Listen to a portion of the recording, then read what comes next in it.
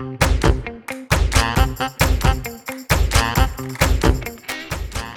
you ever wondered what goes on behind the table at a dance competition? Exactly what are the judges looking for anyway? This is Making the Impact, a dance competition podcast.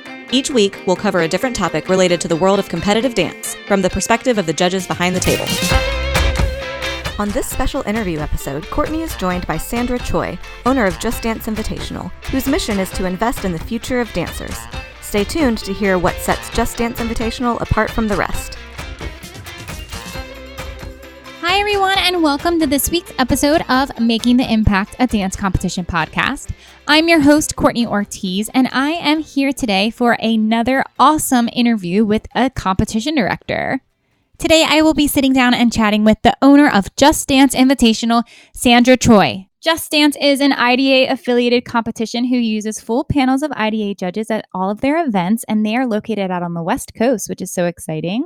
And we have been working with Sandra for the past 4 years to supply judges to her events, and I'm so excited to get to know her background a bit today and share with all of you about her fantastic competition. So before we get into the interview, I just want to give a shout out to all of our listeners and say thank you for tuning in and subscribing to the podcast.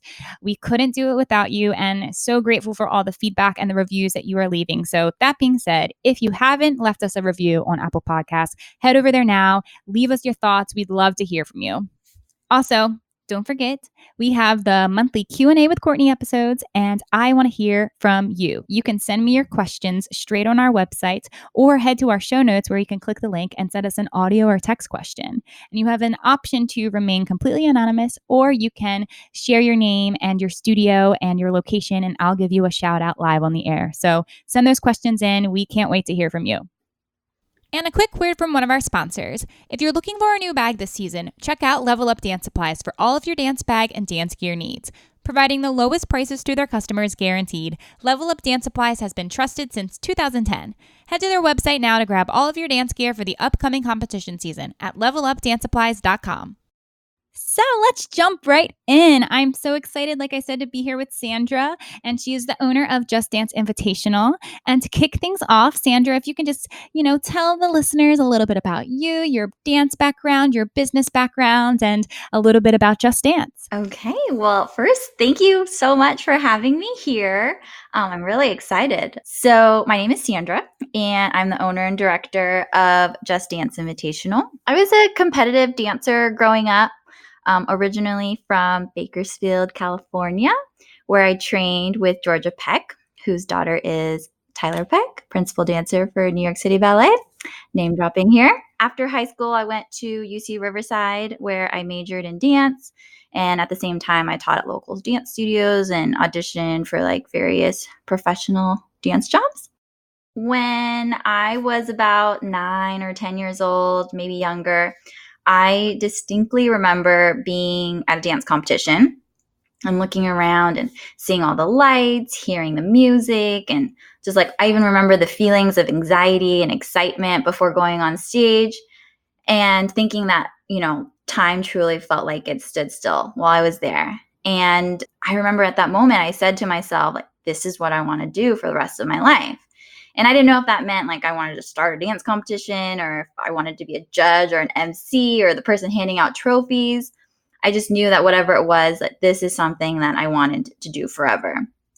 And so after college, I had to go into the real world, and I had $40,000 in student loan debt. And so I got hired 2 weeks after I graduated, and I worked in the corporate world. I loved it, and then I hated it. And then 4 years into it, I had the courage to start Just Dance Invitational. I was still working at my corporate job for 2 more years while doing JDI on the side.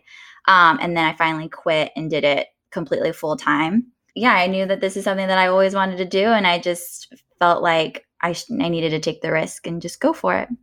Yeah. And I feel like I'm kind of curious to hear how you made it work in the sense of growing your competition, because you said you're going into your 5th season. Is that true? Correct. Yes. Mm-hmm. Okay.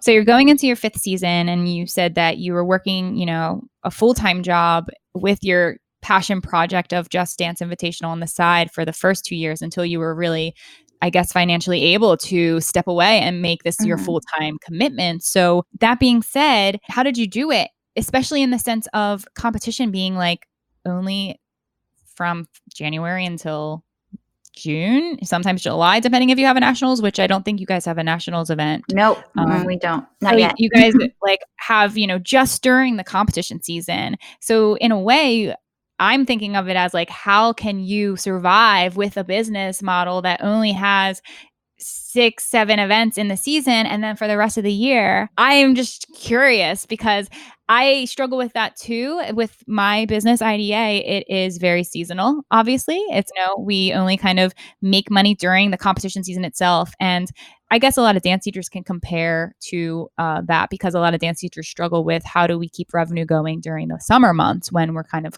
off season. So this is even harder to do because it's very limited time frame. So how did you make it work, and how did you grow the business? Well, so everything you said is totally accurate. And so that was the biggest struggle, was like, how am I going to, survive financially? My biggest thing of like quitting my corporate job was that I just wanted to go back fully into the dance industry.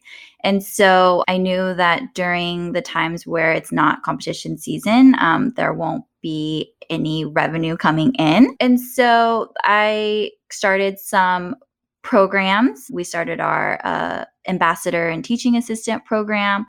The assistant and ambassador programs, what is that? And how is that linked to Just Dance, and how can people become an ambassador?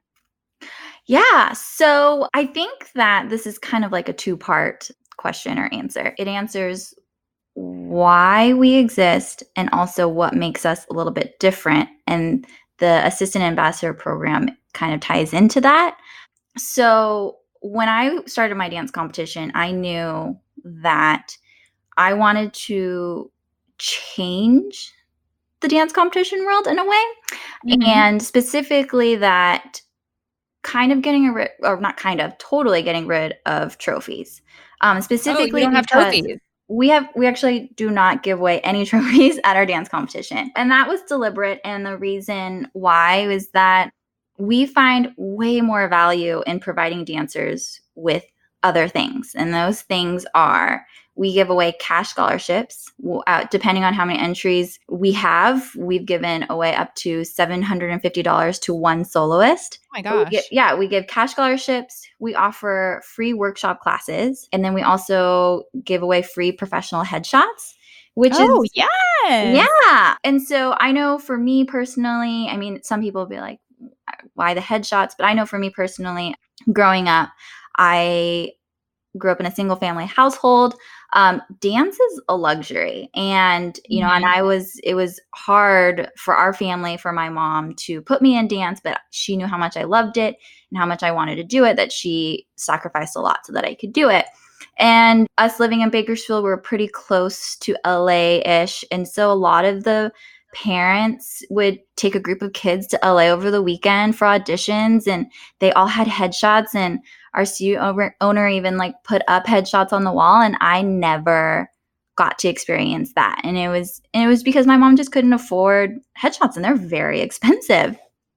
Yeah. And so I wanted to create a space where dancers, no matter what economical background you have or you're from, that you would still have the opportunity. You can still take master classes from leading dance professionals. You can still get free headshots. You can, work your butt off and get first place and get hard, like cash dollars, Right. That's like a trophy is great, but a trophy probably costs the competition like $2.50, but and it leaves you with nothing. And so that's why I was like, I want to create something where people can really walk away with something that means more than just merely a trophy. And so that's why I started it. And so that's kind of what we've been doing for the past few years. And then I'm like, okay, well, let's take this another step.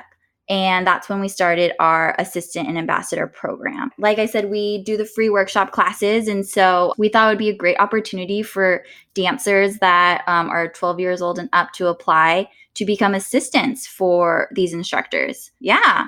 And so, but then we also want to give opportunity for those that aren't selected. And so we allow them to be an ambassador and represent us. They have to go through an application process where they have to agree that they're going to be a kind and respectful person in the dance community, that like, that's very important to us because they're representing Just Dance Invitational. Right. And yeah, and then they also get cool swag, which is fun.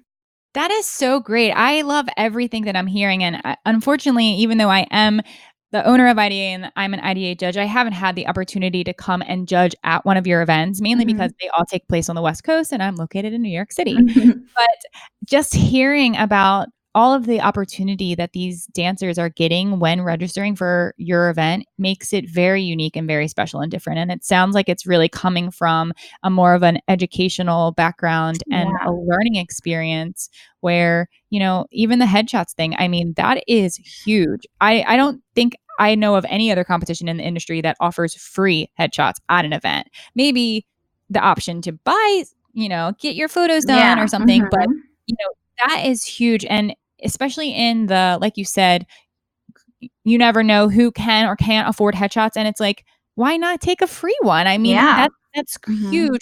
And the whole, current generation that we're in and how we live on social media and Instagram and Facebook, and dancers have, 9-year-old dancers have Instagrams that their moms run, and like photo that they can post to advertise themselves as a dancer on their Instagram. Totally.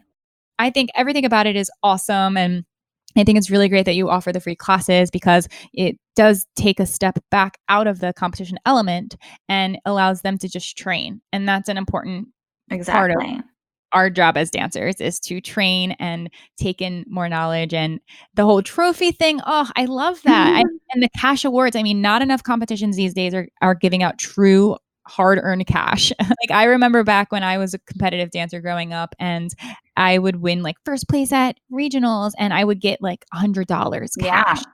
That was like, I didn't have a job. I was 10, so I earned that cash award. I got first place and I'm going to go buy whatever I want with my $100. And regardless if, the parents keep it, I mean, a large chunk of change, like $750 potentially, or however much, even if it's in the hundreds, like that's a large amount of money that those dancers can put to going to like a summer intensive that they might not have been able to afford.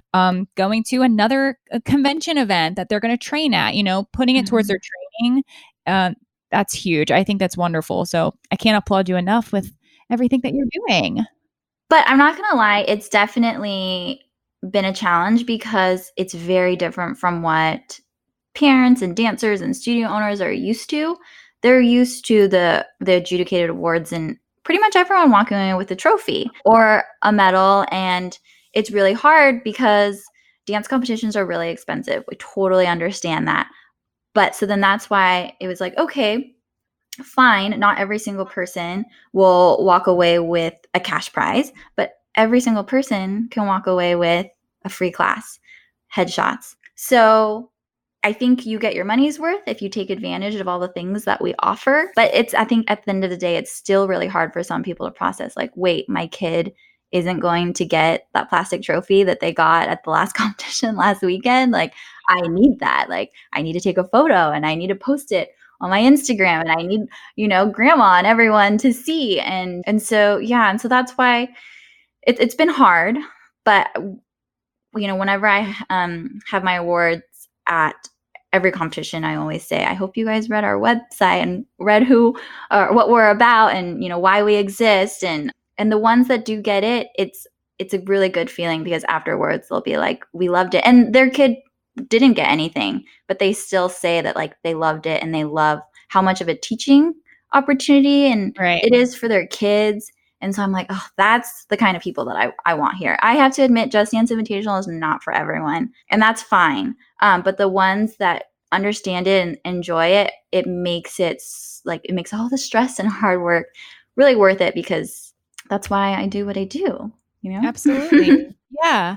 And it's really awesome for me to learn even more about the backgrounds of all of the competition owners that I work with on a business level, because I'm just so inspired even more now, just hearing, your story and how Just Dance started and what you offer, and knowing like, this is why I work with you. I support how educational your approach is to the competitive world.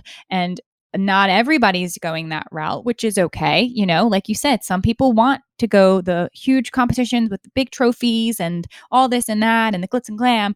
And then there's, some studios who will want this educational side of it. And I think that, you are offering the free headshots, you are offering the possibility of winning cash awards. You're not giving away trophies that are just going to collect dust on the mantle. And then you're also using IDA judges who are going to be bringing that quality feedback. And I think Yep. that that's something that is also getting kind of lost in the industry, is people don't really, aren't really looking at the critiques as an opportunity to grow. Like, that's training in itself. That's, to me, when I was growing up, that was the whole point of competition. I mean, Totally. of course, yes, it's a competition. Someone's going to win first, someone's going to win 10th, whatever it is. But at the end of the day, you should be taking those critiques back in, going to the classroom, applying the feedback, listening to what the judges have to say. And that's valuable information, and that will help you grow as a dancer. So I feel like that it really comes back around to the critiques. And it sounds to me that you are providing in every opportunity for these dancers to walk away from Just Dance growing as an artist in one way or another. Exactly. Hey, podcast listeners, it's Courtney, and I wanted to quickly let you know about an exciting product you should check out from our sponsor, Level Up Dance Supplies. There are so many things to consider when shopping for a dance bag with a rack. The style, the size, and your budget, all of these things should be factors when choosing the perfect bag for you and your dancer. If you're looking for a space-saving bag, check out the collapsible Pliante version 2.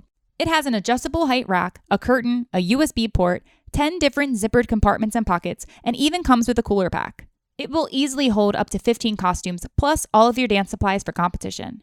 With 13 different styles and options, Level Up Dance Supplies is bound to have a bag for you. And don't forget, use the code IMPACT at checkout to receive $10 off your order. Head over to their website now to check out all of their dance gear at levelupdancesupplies.com. We kind of covered a lot of things that I wanted to talk about. We know how you started Just Dance. It's your passion. You've been successful. You've had 4 successful seasons, the master classes, the headshots, all of the things. I'm just kind of curious. I know that you touched on this, and you can tell me your thoughts on this. You touched on the fact that you want to kind of change the industry. And how do you feel like the industry as a competition, coming from now looking at it from a competition owner and director side, do you feel like the competition industry has changed dramatically in like the past 10 years, or even back when you were a competitive dancer? What are your thoughts on the way it's evolving? Yes, I think it has definitely changed. And I think a huge factor or reason for that is social media.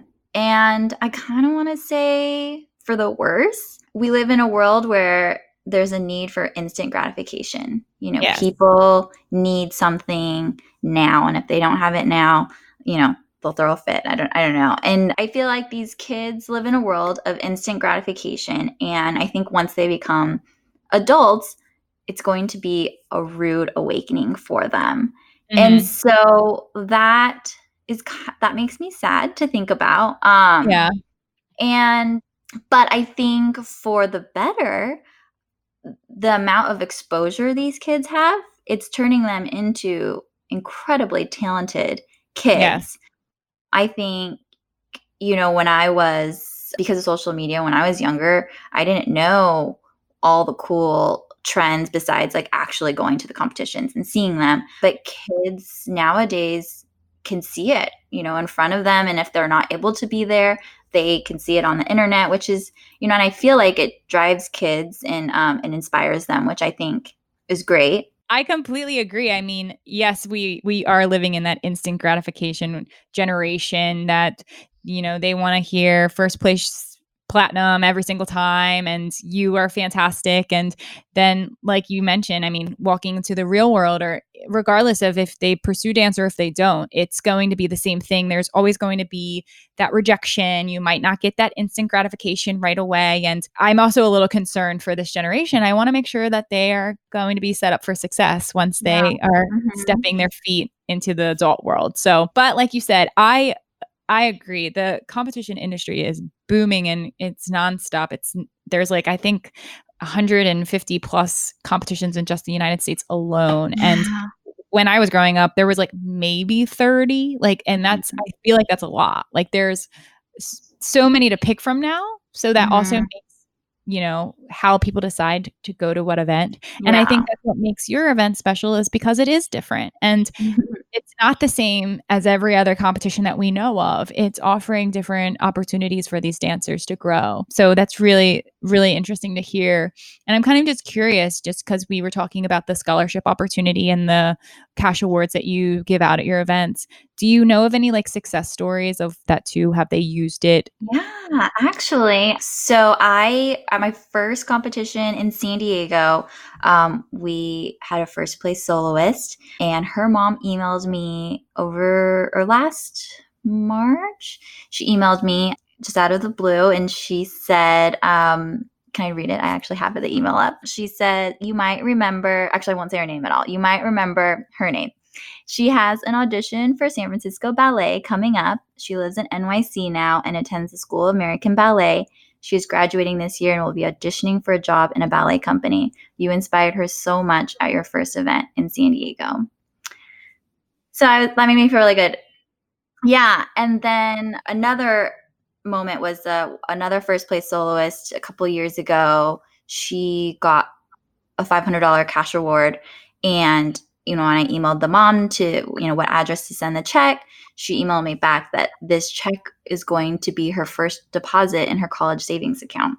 Oh my gosh, that's amazing. And it literally gave me chills because I was like, Yes. wow, like I'm contributing to her like college education. Like, and that's why I started it. Was I wanted to give opportunities like that. And so it made me feel so good. And just kind of reassured me of like, why we do what we do. Yeah, absolutely. I love every single second of that. And I mean, like we talked about, it's a large chunk of money. $500, like that's a lot of money. And that can get you started in, whatever direction you want to go.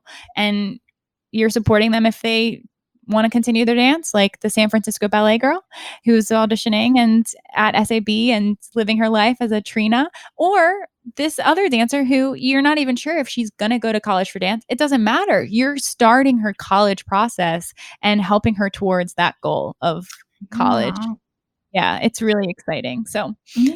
congrats on all of that. That's so wonderful to hear. I do want to mention that another thing that kind of makes us a little bit different, we only have two levels. We have a pre-competitive and then we have a competitive level. And Mhm. it is broken down by like how many hours, but really what it is the competitive level, they're eligible for the cash prizes and the Mm. pre-competitive is not. So if I guess for someone who, is kind of cheating the system, if all they care about is just getting that first place recognition and they should be in the competitive level, Right. you know, they'll get that first place recognition. But we're hoping that the truly competitive kids that are doing it because, they want to compete, that they'll go into the appropriate level, and their advantage is that they get to walk away with that cash prize. I support that in 1,000 ways. And there will be a podcast episode coming up about levels at competition, which is like the hottest topic in the I'm world. sure, yeah. And like, first off, I love that there's only two levels. Second, I love the incentive to be in the higher level. And I feel like that more competitions need to do that. So the abusing of the levels doesn't happen anymore. Mhm. Because if everybody gets the same award, regardless of what level you're in, then people will continue to just kind of place them wherever they want so they can try to get that first place win. But, Mhm. if like, hey, you're not going to get that cash or you're not going to get that giant trophy unless you're in the highest level because that's Mhm. where you actually belong as a dancer. Don't be afraid to go into the highest level and compete Yeah. against people who are training alongside and are at the level as you. That's why there's levels. So Yeah. It's so funny I though like that. because I do remember when I competed, there weren't levels. No. It was all just one. But then I get it, there are rec dancers. And so that's why, and I want to be able to accommodate those, which is why I have the pre competitive level. If I'm going to separate it out, I need to create like a true incentive for those. And I think the cash prize is one. Yes. I mean, I would definitely want the cash prize. Absolutely. Yeah. And just curious how the cash prizes work, since I'm a little unclear how many people can get the cash prize. Is it always whoever wins first place? So if it's like in the solos, in the teens, like is it broken down like that? Or is there more like just one big cash prize? No. So we give away a lot of money at each competition. Small and large groups are eligible, as well as solos, duos, and trios. So in each age level. Oh, okay. So like every mini age level, a small group, large group, duo, trio, solo, each of those divisions are eligible for a cash prize if they are first. Wow, that's awesome. Yeah. The only stipulation is that there has to be a minimum of 5 entries. So if it's only like 2 in the duo trio, then unfortunately you wouldn't be eligible just because there's only 2. Solos walk away with $500. Duos, trios, small groups, and large groups, first place walks away with $250. And second and third place, they don't get a cash scholarship, but they do get an award certificate that they can use at next year's competition. Perfect. Yeah. So there's still an incentive, even if you don't get first. Yeah. And, I think that's a great way for the dancers to come back in, and also next season get to have another experience at Just Dance and learn from a new master teacher and try to get that cash prize and get another new photo. Yeah, exactly. It sounds like you're doing amazing things, and I am so excited to be a part of your journey with Just Dance Invitational and supplying you with the judges. We have 3 IDA judges on every event this season, which is exciting. Yeah, and we already finished staffing, so all the judges are scheduled, and they're just sitting back waiting for the season to start. So am I. Thanks so much for chatting with me today, Sandra. And do you have any final thoughts that you'd like to share about Just Dance? Sure. So as you know, we're going into our 5th season, and so we've expanded our tour list, and we've added Denver and Boise, and then we will be back in San Mateo, Santa Clarita, Phoenix, and Seattle. So hopefully we see you at a city near you. We hope you enjoyed this week's episode of Making the Impact.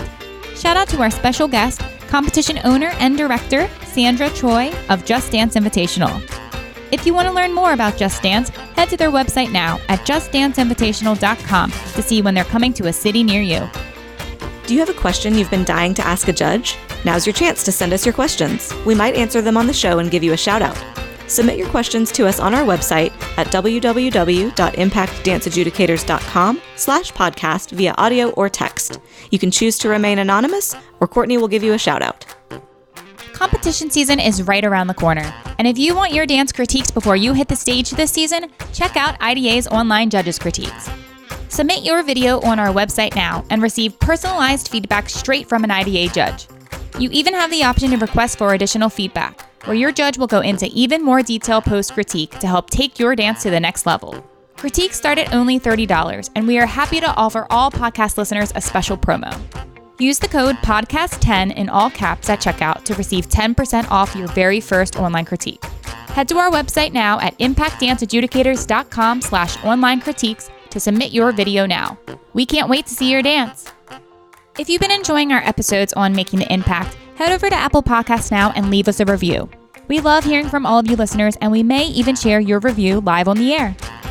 Coming up in the next few weeks, we've got Why Technique Will Never Go Out of Style, a special Q&A with Courtney, December edition, and taking critical feedback from your judges. As always, stay tuned for new episodes coming out every Monday. We're so glad you joined us for this episode of Making the Impact. Thanks for tuning in. Till next time, keep dancing.